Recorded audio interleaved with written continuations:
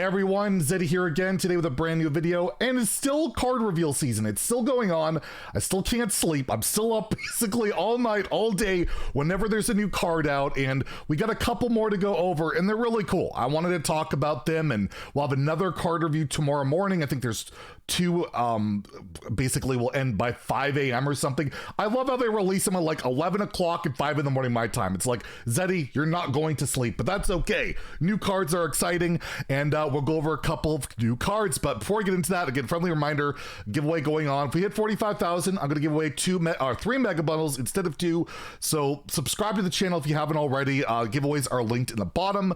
But I do want to go, before I go into the card review stuff, I got to give a shout out to my guy Wow Hobbs here. He had his first ever card reveal. First ever card reveal. It is so unbelievably overdue. I am so happy for him.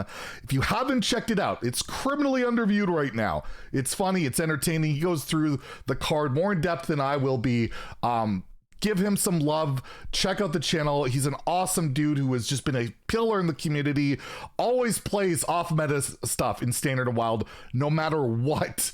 I just have a lot of respect for him. I look up to Wow Hobbs a lot, and I'm just so...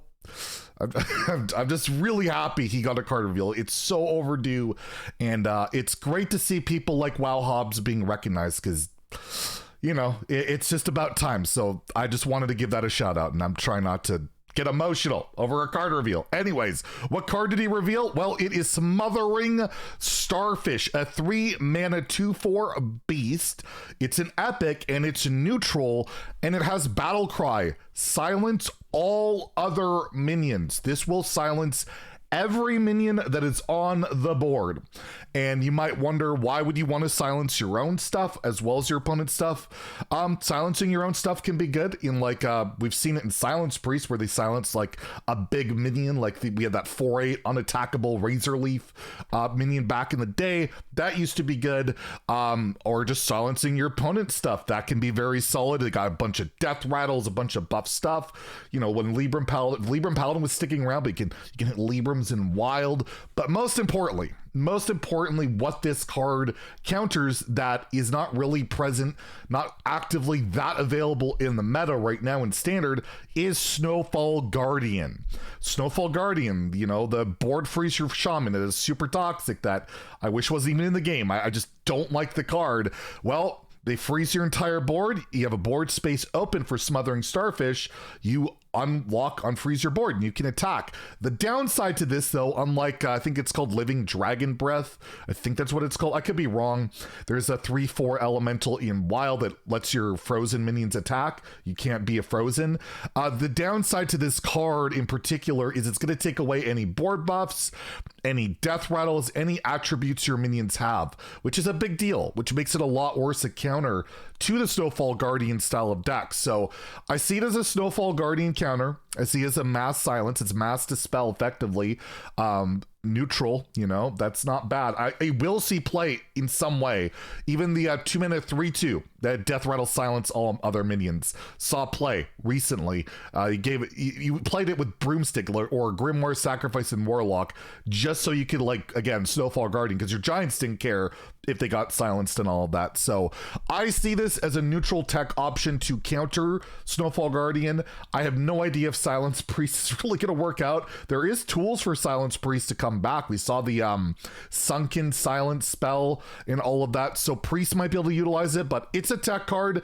It can hit everything. I've seen people compare it to Owl. I think that's bad comparison, because Owl, again, doesn't hurt your own stuff. Hurting your own stuff in this situation can hurt, especially with Colossal minions coming into play. You don't really want to silence those, so I will give it a 3 out of 5 in Standard. I think it sees play as a tech option depending on the deck. It really depends on the deck, the meta, what's going on. But with Snowfall Guardian being such a prevalent card, and I think it will continue to be a prevalent card, I think this will be a meta player going forward in Standard and in Wild. I think there's better options.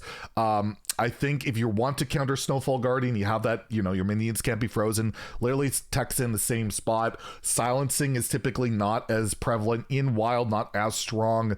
A lot of combos, a lot of just non-interactive stuff. It doesn't work on like a quest reward or anything like that. So I'll give it a 2 in standard, or sorry, in Wild, but I think you'll see play in standard, and I think that's a good thing to have these tech options there. So we got one more card, and it's a pretty spectacular Warlock one.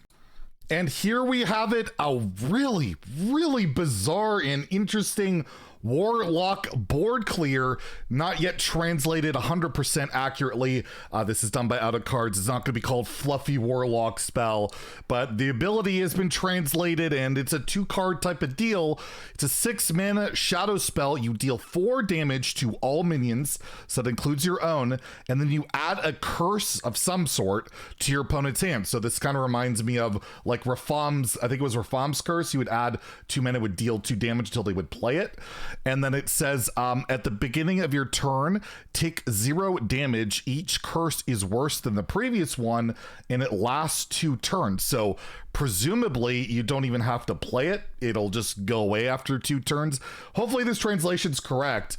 So yeah, you'll take 0, then 1, and then it'll leave. Or I guess you would take 1 at the beginning of the next one, and then I'm assuming to be in the next, and then it'll go away, so you'll take 3 damage.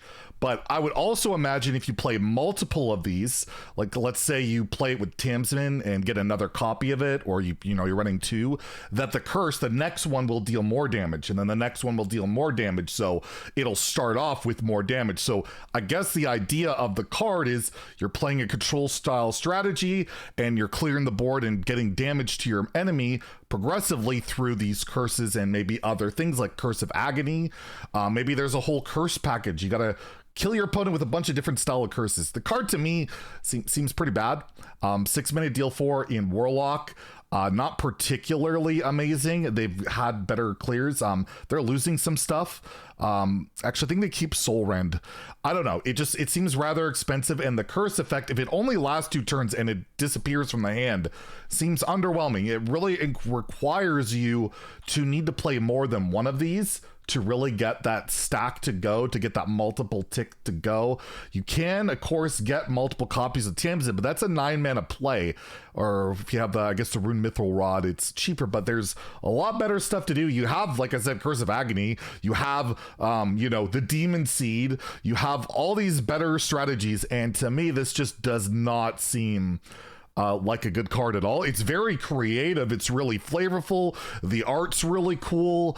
I like the throwback or the callback to the old Rafam curse style of thing, but to me, it just seems very poor. It does not seem like a good card to me at all, but it's really crazy. It's really out there. But maybe it's not fully translated properly. Maybe it's not 100% correct. I don't know, but their translations have been all on point so far. So I feel it's reliable, and I got to give it I'll give it a 2 out of 5 in standard, a 1 out of 5 in Wild, because, standard doesn't have access to the most amazing board clears. You have Soul Rend, but, I think they're losing some other, there's just not a lot of great board clears, to be honest with you, but I feel like an entitled customer would honestly be better than this. You get a 3-2, you get a better AoE on average, and yeah, you're not pushing the damage, but, it's not a shadow spell either, but regardless, I just don't think it's quite good enough, but the flavor's there, and I'd love to hear what you guys have to say on this card. It's definitely one of the more out there board clears I've seen in recent times. So that's the next couple of cards. We'll have some more to review later on, so if you enjoy the video, please like and subscribe. Have a great day, and stay salty, my friends.